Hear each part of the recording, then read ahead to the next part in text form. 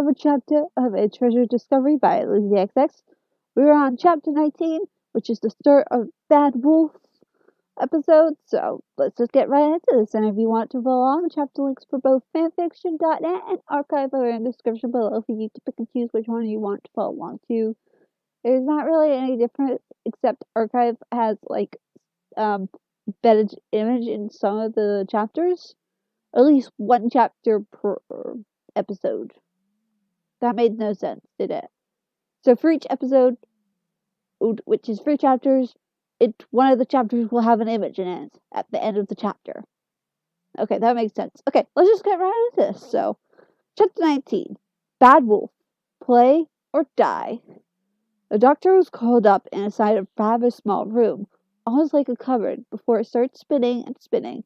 He leapt to his feet, frantically feeling the walls for a way out. What is it? What's happening?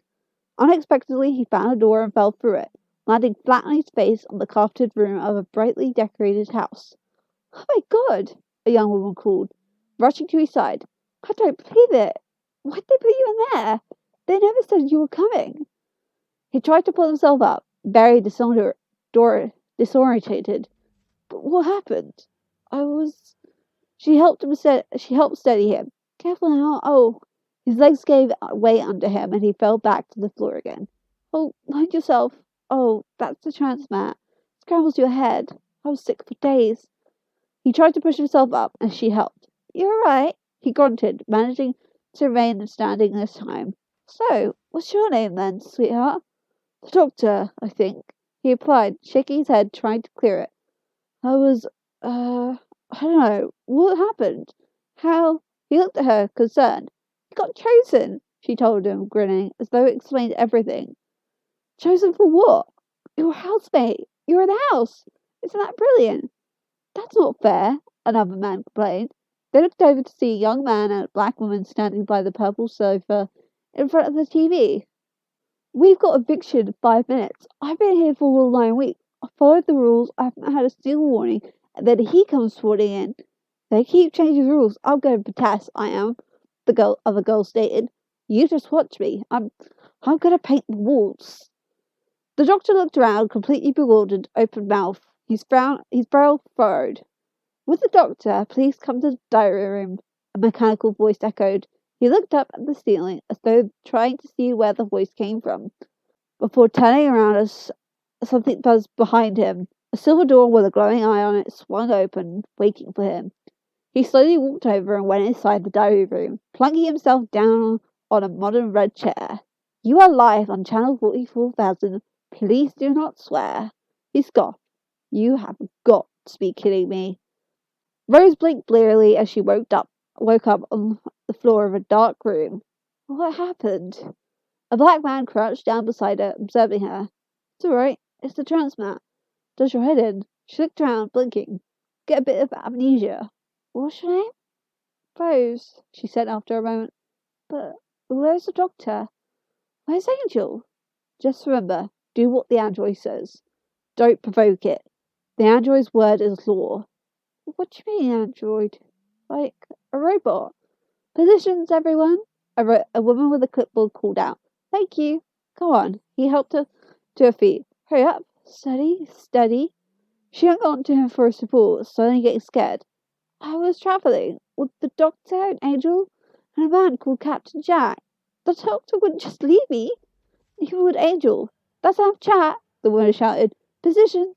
Final call. She looked over at the powered-down robot being attended by technicians before glancing at the 6 podiums, waiting for the contestants. Good luck. The man smiled with anticipation and looked at Rose, who just shook her head, confused. But I'm not supposed to be here, she told him. Well, it says Rose on the podium, he remarked, nodding at the podium with her name on it. Come on. He dashed off and climbed behind the podium-sleeve Broderick. Slowly, confused but with a dawning realization, Rose took her place behind her own podium. Hold on. I must be going mad. She looked around. It can't be. This looks like the android activated, the woman shouted as the android began to move. Oh my God, Rose breathed, seeing the orange-haired robot before her. The android. The android. Welcome to the weakest link, the android replied. Jack slowly awoke to a stark white room, blurry grey faces with a splash of purple and blue in it above him. Here we go again, the purple blur said. We've got our work cut out for us. I don't know, the blue one replied. He's sort of handsome. That's a good lantern jaw. Jack joked back to see he was lying on a chair in what seemed like the What Not to Wear studio and blinked. Lantern jaws are so last year, the purple droid corrected. Sorry, Jack looked at them. Nice to meet you, ladies, but where exactly am I? We're giving you a brand new image. Oh, hold on. I was just with the doctor and he began before realizing what they said. Why, is there something wrong with what I'm wearing? It's all very 20th century. Where did you get that down? The blue droid asked. Little place in Cardiff. It was called the Top Shop. Oh, design classic. But we're gonna have to find you some new colours, the purple droid remarked. Maybe get rid of that Oklahoma cowboy thing you've got going on. Jack stood up and faced them, his hands on his hip, rather ignorant, though at a loss for word. Just stand still and let the defabricator work its magic. The blue droid told him as she moved behind a small device. What's the defabricator? He asked. They just switched on the machine, a beam of light striking his clothing and dematerializing it. He didn't even seem bothered. Okay, defabricator. Does exactly what it says on the tin. Am I naked in front of millions of viewers? Absolutely, they cheered. Ladies. He glanced down at his body with a smug smile. Your viewing figures just went up. Angel awoke with a gasp, looking around, only to find herself alone on the floor in the TARDIS. The Doctor, Rose, and Jack all missing. She pulled herself up from the floor, gripping the side of her head tightly as the room spun. Her muscles felt sore, and not as though from a workout, but as though they had almost been pulled apart. She shook her head, groaning as she put a hand on the console, using it as leverage to lift herself up. Half clinging to it as she moved to the monitor, checking to make sure the trio wasn't just somewhere inside the TARDIS. They weren't. She sighed, looking back at the monitor, trying to track the Doctor or any of them to no avail. The TARDIS was working to bypass some sort of scrambler it was caught in, but it would take time. And who knew what could happen by then? She reached out and touched the rotor, resting her hand on it a moment. You could try, girl, she whispered. Even her throat was hurting. You try to break that scramble, and I'll try to find them, she determined.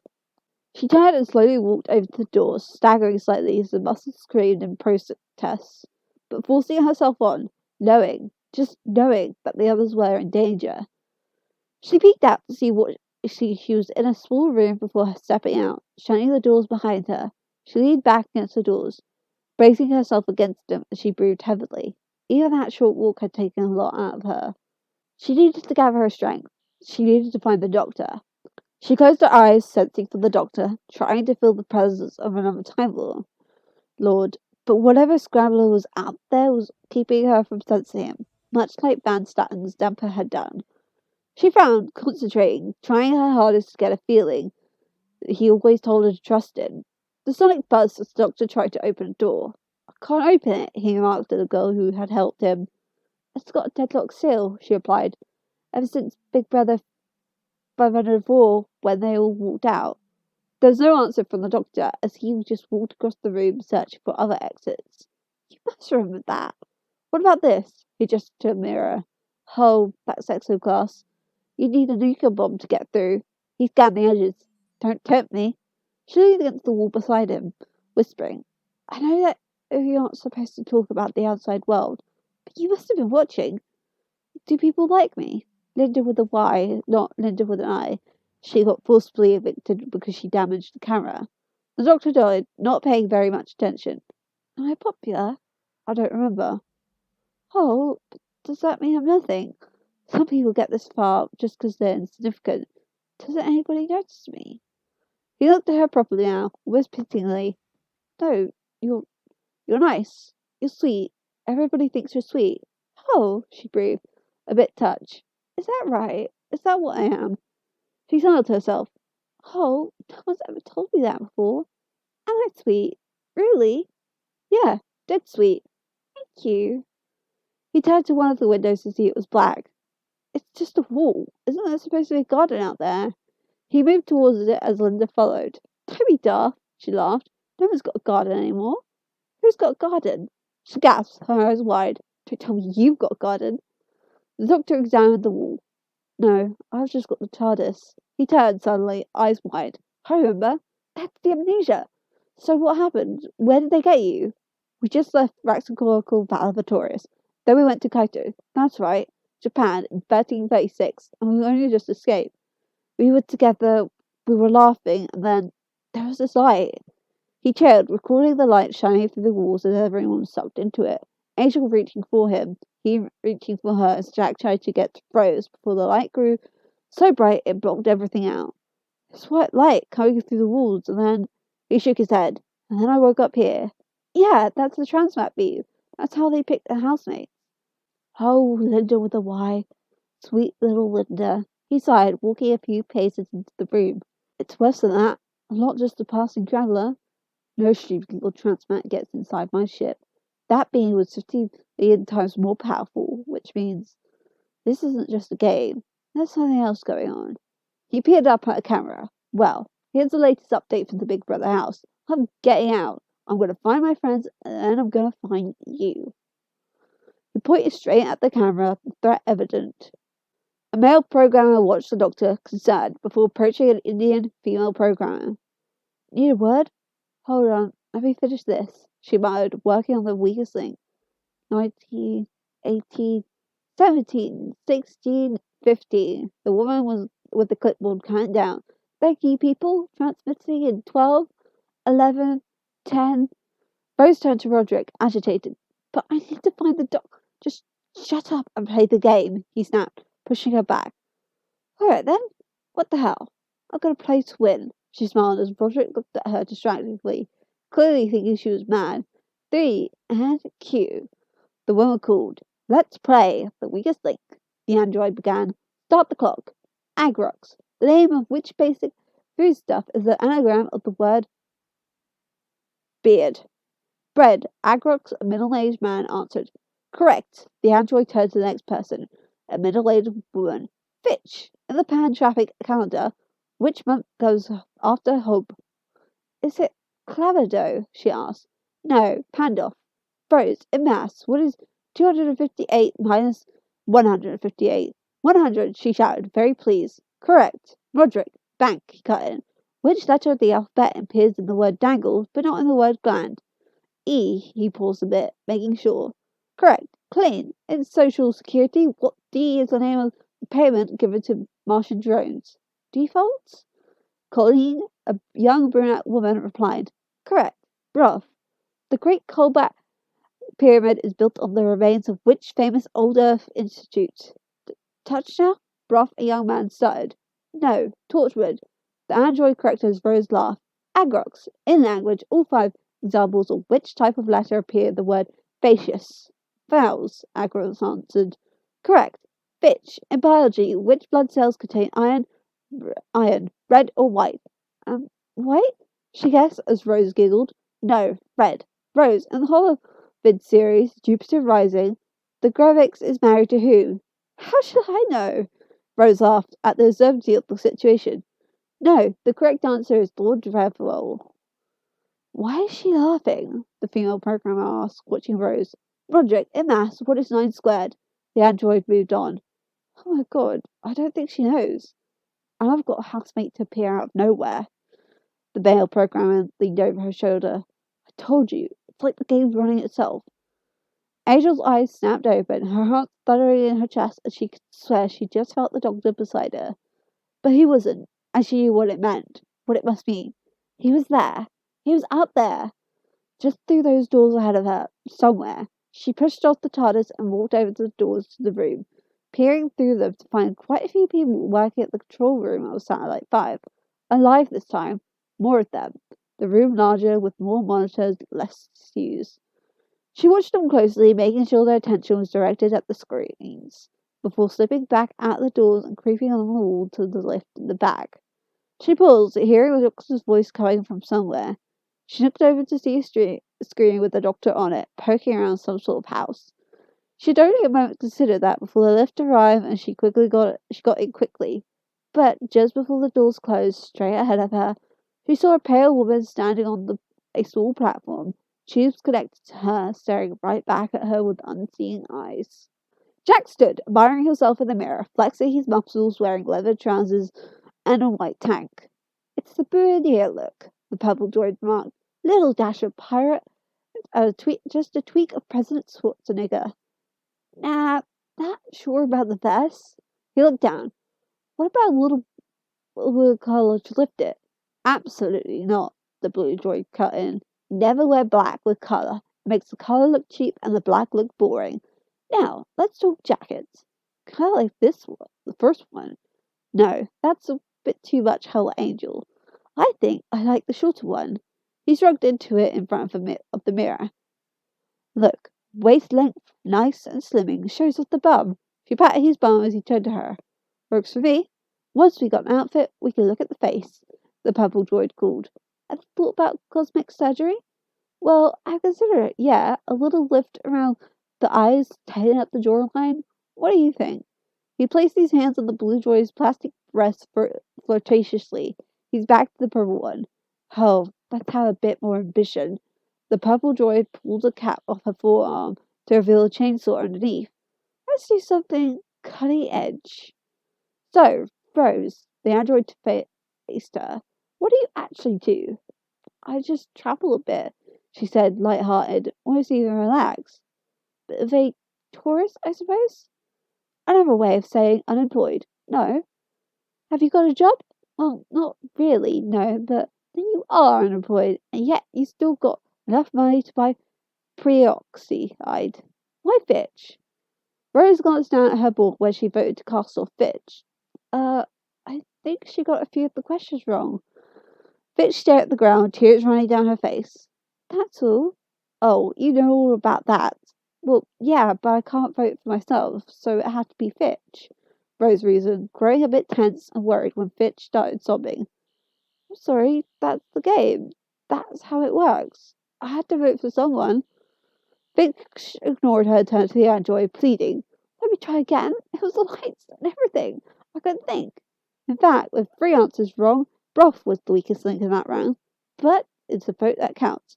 I'm sorry. Oh, please. Oh, God, help me. She turned to the others, begging for help, as Rose looked at her, still confused by her reaction. Roger looked down as Broth soft. Fitch, you are the weakest link. Goodbye. The android opened its mouth and a gun snapped out of it. Without a moment's hesitation, it fired a thick, fast bolt of yellow light right at Fitch, disintegrating to her. The gun retreated back into the android's mouth as Rose looked back in horror. Have we gone to the adverts? The woman with the clipboard called. Back in 3 minutes. What's that? Rose turned to Roger, gesturing to the smoke. What just happened? She was the weakest link. She gets disintegrated, he replied, wiping his board. She just stared at him, uncomprehending. He rolled his eyes, blasted into atoms. Rose blinked, stunned. But I voted for her. Oh my God, this is sick. The contestants got to her. All of you, you're just sick. I'm not playing this. I'm not playing. Broth suddenly cut in, whimpering, crying. I can't do it. The android turned as he jumped off his podium and tried to run for it. I'm not. Please, somebody let me. You are the weakest link, she said, firing at Broth as well. Goodbye. Rose stared in horror as the gun retracted back into the android's mouth. Roderick shuffled uncomfortably before leaning over to Rose. Don't try to escape. It's play or die. Angel stepped off the lift, looking around floor 56 with a frown of concentration on her face as she wandered around the deserted, dark area, following her gut instinct, hoping it would lead to the doctor.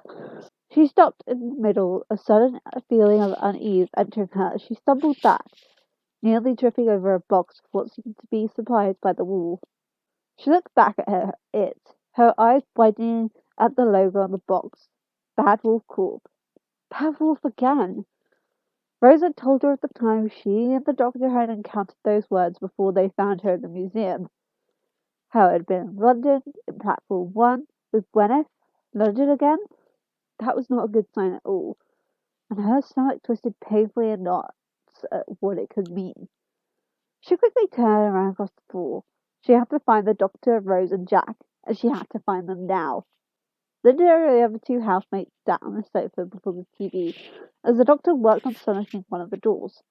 Doctor, they said all the housemates must gather on the sofa, she told him.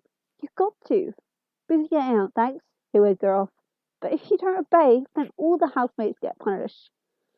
He sighed, grudgingly accepting this, and went to sit on the sofa, shutting off the lights. Well, maybe I'll get broken out then. How stupid are you? The other man scoffed at him. You only just joined. You're not eligible. Don't try anything clever or we all get it in the neck, Linda added. Big Brother House, this is Davina Droid, the voice called through the speakers. Linda and the housemates grabbed each other's hand, the black woman grabbing the doctor's too as he rolled his eyes. Crosby, Linda, and Shrewd, you've all been nominated for eviction, and the eighth person to be evicted from the Big Brother House is Crosby. Crosby gasped, standing up as Shrewd and Linda did as well. Sorry, Linda hugged her. Oh, I'm sorry. Oh, it should have been me. That's not fair. Oh, Crosby, love. Shrewd put an arm around her as the doctor just sat back on the sofa, his hands behind his head. Crosby, you have 10 seconds to make your farewells, or they were going to get you, the voice called. Crosby and the others jumped up and ran to the door as the doctor shook his head at them. I won't forget you, Linda swore. Sorry I stole your soap, she went to Linda. Oh, I don't mind, honestly. She hugged her again. Thanks for the food. You're a smashing cook. Strood kissed her cheeks. Bless you. The door slid open, a small, narrow, stark white room just behind it, ending in another door. Crosby, please leave the Big Brother house. Crosby stared into the room, not wanting to go. Bye then. Bye, Linda. Bye, Linda breathed. She and Strood moved, making an archway with their arms as Crosby walked underneath. The doctor watching them at the scene they were making over it all. I don't believe it, Linda sniffed, tearful. Poor Crosby. It's only a game show, the doctor called. Should make a fortune on the outside. Sell a story, release a record, fitness video, all that. She'll be laughing. What do you mean, on the outside? Linda shook her head. The TV turned on, revealing Crosby standing in the middle of the white room, trembling. Here we go. Stu dashed over to the sofa with Linda, watching, nervous. The doctor sighed and relaxed again. Well, what are they waiting for? The doctor asked after a moment of Crosby standing there anxiously. Why don't they just let it go? Stop it. It's not funny. Linda warned him. Eviction. 5, 4, 3, 2, 1. The voice shouted. Suddenly, a golden beam hit Crosby, turning her to ash. The tension was released as Linda and Strode stared at the screen, distraught. The doctor sat up, staring at the screen in shock. What was that? Disintegrator beam, Strode answered. The doctor looked at him, not understanding. She's been evicted, Linda explained. For life. No one programmed the transmat, the male programmer explained to the female. No one selected the new contestants. It is exactly like those stories. Oh, don't start that again. She waved him off. I think you need to take a session off. Well, I would, if you take it with me. Don't start that again either. The rumours go back decades.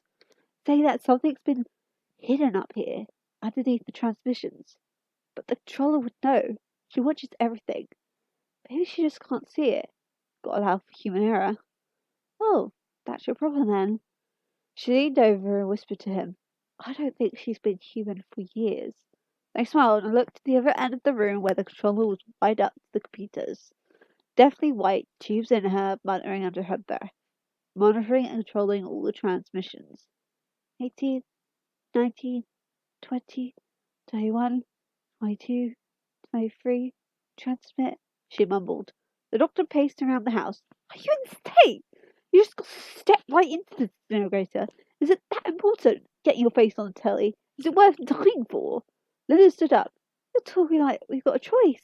But I thought you had to apply. Don't be so stupid, Shrewd commented. That's how they played it centuries back. You get chosen whether you like it or not. Everyone on Earth is a potential contestant. Transmat beam picks you out at random, and non-stop. There are 60 Big Brother houses running all at once. How many? His eyes widened in shock. 60?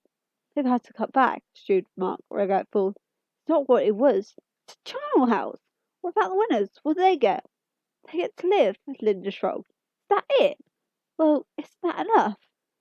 He stared at her a few moments before stalking across the room. Angel and Rose are out there. They got caught in the trance mat. They're contestants. Timer got out. He turned around to them. That other contestant, Linda with an eye, what was she falsely convicted for? Damaged property? What, like this? He turned and pointed his Sonic at the camera, destroying it. And that's the end of chapter 19. So, Rose Angel was not taken like the others in this one. Instead, she's going to look for them. I think, and she's discovered Bad Wolf as well. So, I'm a little excited because we get to see why I like Angel so much. Like, why she's one of my favorites, along with Ruby from Expecting Unexpected, which you should also check out too. But yeah, so both this episode, Bad Wolf and Parting of Ways, are going to show. I think it's mainly Parting of Ways actually, but Bad Wolf. I think Bad Wolf also has something that I like that Angel does. Like Angel is such like one of my favorite characters. I adore her to bits. So yeah. So if you like this video, leave a like. Be sure to leave a review or kudos, a comment, whatever. You don't need an account. It just means the author can't respond, and you can leave a kudos as a guest too. So go. We're done here. And be sure to subscribe. I upload new videos every Friday and Saturday. And I'll see you guys next Friday with a new video.